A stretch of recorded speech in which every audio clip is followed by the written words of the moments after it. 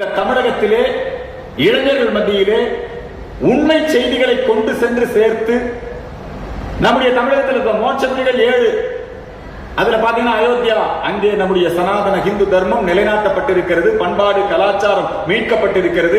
மதுரா, கண்ணன் பிறந்த பூமி, அந்த கிருஷ்ண ஜென்மஸ்தான், அதை மீட்கக்கூடிய முயற்சிகள் நடைபெற்றுக் கொண்டிருக்கிறது. துவாரகா, அங்கே எங்கும் காவி கொடி பறந்து கொண்டிருக்கிறது. ஹரித்வார், இந்த பகுதியெல்லாம் ஓகே. ஆனா இந்த காஞ்சியில மட்டும் இங்க பாத்தீங்கன்னா இப்ப நான் உங்களோட ஹிந்தியில பேச முடியல. ஏன்னா தமிழ்நாட்டுல ஆன்டி ஹிந்தி, எல்லா இடத்துலயும் 3 லாங்குவேஜ் சிஸ்டம். ஆனா தமிழ்நாட்டுல மட்டும் only 2 லாங்குவேஜ். இங்க தமிழ்நாட்டுல எப்படின்னா ரொம்ப வித்தியாசம். தமிழ்நாட்டுல இங்க இருக்கக்கூடிய பொலிட்டீசியன்ஸ் அப்படி, இங்க இருக்கிற பொலிட்டீசியன்ஸ் இங்கே சமஸ்கிருதத்துக்கு எதிர்ப்பு, பிராமணர்களுக்கு எதிர்ப்பு, ஹிந்திக்கு எதிர்ப்பு, இந்தியாவுக்கு எதிர்ப்பு, கடவுளுக்கே எதிர்ப்பு. இங்கே அப்படியான ஒரு சூழலை இங்கே உருவாக்கி வைத்து, ஆனா இங்க இருக்கக்கூடிய பெரும்பான்மை மக்கள் கடவுள் பக்தர்கள். இதே காஞ்சியில தான் அத்தி வரதர் 40 ஆண்டுகளுக்கு ஒரு முறை வருவார். மிகப்பெரிய கூட்டம் அத்தி வரதரை தரிசிக்க.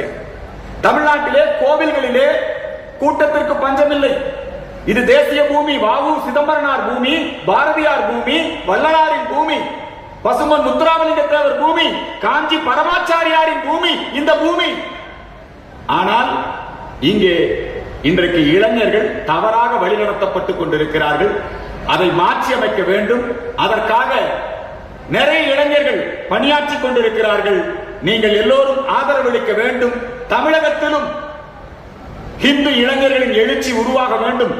விவேகானந்தரை சர்வ மகா சபையில பேசுறதுக்கு அனுப்பி வைத்ததே யாருன்னு சொன்னீங்கன்னா தமிழகத்தை சேர்ந்தவர். நம்முடைய சேதுபதி மகாராஜாவுக்கு வந்த அழைப்பை சுவாமி விவேகானந்தருக்கு கொடுத்து சென்னையில இங்க இருக்கக்கூடிய மக்கள் எல்லாம் அவருக்கு நிதி உதவி கொடுத்து அவர் சர்வ மகா சபையில போய் பேசிட்டு வந்தார். தமிழகம் என்றைக்கும் தேசிய பூமி. ஆகவே இந்த தமிழகத்திலும் காலடி தோன்றி காஷ்மீர் ஏகினார் நம்முடைய சங்கராச்சாரியார். அதுபோல குமரியிலே இருந்து இமயம் வரை, இன்னும் சொல்ல போனால் இமயம் இருந்து ஈழம் வரை அகண்ட பரிபூர்ண ஹிந்துஸ்தானம், வல்லரசு பாரதம், நல்லரசு பாரதம் உருவாக வேண்டும். இளைஞர்களால் அது சாத்தியப்படும் என்று சொல்லி நிறைவு செய்கிறேன். நன்றி, வணக்கம்.